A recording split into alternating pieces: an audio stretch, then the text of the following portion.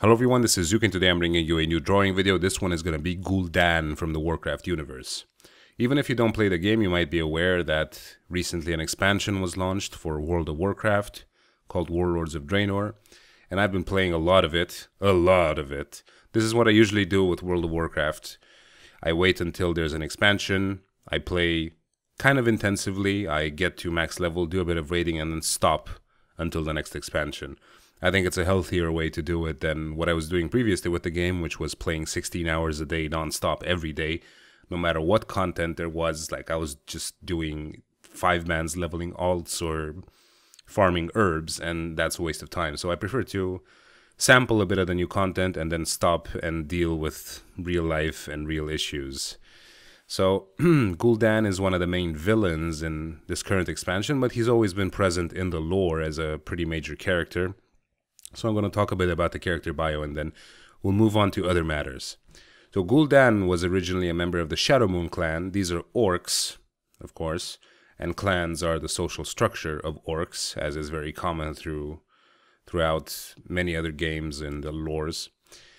He showed great talent in working with the elements, so that pertains to the craft of shamanism, and he was chosen as an apprentice for the elder shaman Ner'zhul, who was at that point the leader of the Shadowmoon clan. Ner'zhul was fooled by Gul'dan being the leader of the Burning Legion. Burning Legion is, of course, a race of demons, to go to war against the Draenei. Draenei are a race that are now part of the Alliance, and orcs are part of the Horde, of course.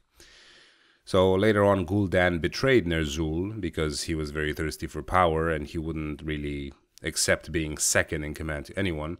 And Gul'dan saw the potential in him and offered him the chance to become the leader of the orcs. So he took that opportunity, of course, and he trained a bunch of his disciples, all warlocks, and formed the Shadow Council. At this point, of course, he had passed over from shamanism to being a warlock. He founded his own clan, the Storm Reavers, and to seal the deal with Gul'dan, he offered the clan chieftains of the Horde to drink the blood of Mannoroth, which was meant to corrupt the Horde and drive them into this state of insanity and bloodlust and thirst for power and killing and just, you know, basically turning them berserk. Gul'dan and his Shadow Council guided the orcs into murdering basically every single Draenei they could find in their homeland, and they succeeded doing that, of course. And later on, Gul'dan was contacted by Medivh. Medivh is also a central character in the lore. Medivh was basically a mad wizard who was possessed by one of the Titans, specifically Sargeras. Titans being the ultimate dark forces, like the most powerful, etc., etc. But they had been locked away. So Medivh was possessed by Sargeras and offered Gul'dan the promise of godhood if he would go and conquer Azeroth. Azeroth being another realm. This was happening in Draenor. Sargeras' motive was to take possession of his body, really, and not give a shit about the orcs or any of their petty matters. So Gul'dan helped Medivh open the dark portal between Azeroth and Draenor. The orcs passed through, and they started killing everything left and right. Finally, during the final siege on Stormwind, which was the human city, a raiding party set off against Medivh's tower, which was Karazhan, which was also an instance in TBC in the Burning Crusade. So Gul'dan freaked out, entered Medivh's thoughts to search for the tomb of Sargeras so he could attain his godhood. And in the meantime, Medivh was slain by the raiding party, and Gul'dan, still being in his thoughts, went into a coma. The elected chief of the Horde, at that time, Blackhand, was slain by Orgrim Doomhammer, who was his second in command. This was an orc who hadn't drunk the blood of Mannoroth because he had some really some inflated self-esteem issues, so he didn't want to drink from the same thing that the other chieftains had drunk out of.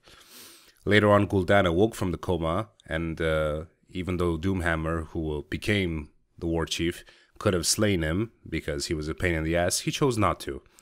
And in return, he offered to create the Death Knights. So this Death Knights were initially created by Gul'dan. If you didn't know that, I didn't know that. I just found this out. And the way he did that was to slay his necrolytes during a ritual, capture their souls in these green stones and bind them to the bodies of the fallen Knights of Stormwind, and so the Death Knights arose. Later on, when Doomhammer attacked the capital of Lordaeron, Gul'dan took his Stormreaver and Twilight's Hammer clans and went in search of the Tomb of Sargeras because he was still into this whole attaining godhood business. And that basically meant that he took half of Doomhammer's army while he was assaulting the capital of Lordaeron. So Doomhammer was in the shit without half his army. He had to retreat, and he went in search of the Warlock. In the meantime, Gul'dan had found the Tomb of Sargeras. He raised it from the bottom of the ocean. He entered it, thinking that he would get his little nookie, and instead he was torn apart by a swarm of demons that had been kept inside the tomb. And then later on, Doomhammer arrived, slayed the rest of his clans because they had betrayed him, obviously. And that was the end of that. Now, there's more details throughout this whole thing, but I didn't want to stretch it out too much.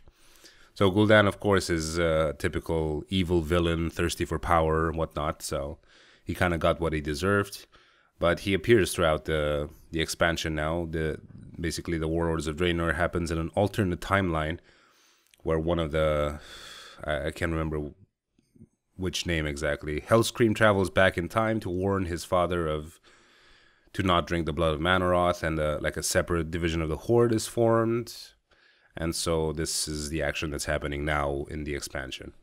But it's a really good expansion, I would say. Like, if you're on the edge of whether to buy it or not, I would say that it's much better than Mists of Pandaria, and I would say it's on par with the Burning Crusade at this point. I know a lot of people were very nostalgic about the Burning Crusade, myself included. We really liked that expansion, especially from a raiding standpoint. Back then, I was really into raiding with Nihilum, and we were all world first this, world first that.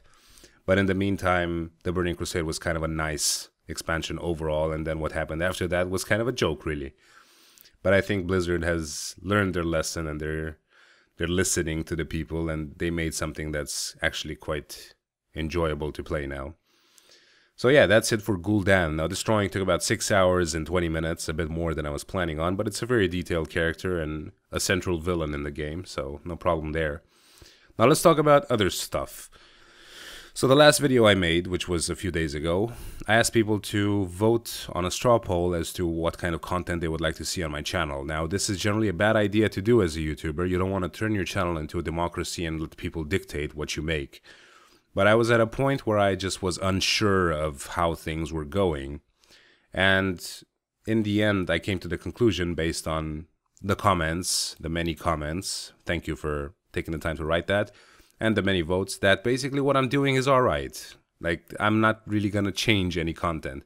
Yeah, the main idea, and most, like 90% of the comments, stated that they missed the Q&As and the vlogs where I talk about random shit. So, yeah, I agree. I will increase the frequency of that and keep on doing what I have been doing, which is drawings in between and digital stuff, and just maybe throw in some tutorials here and there, even though I am the worst teacher ever.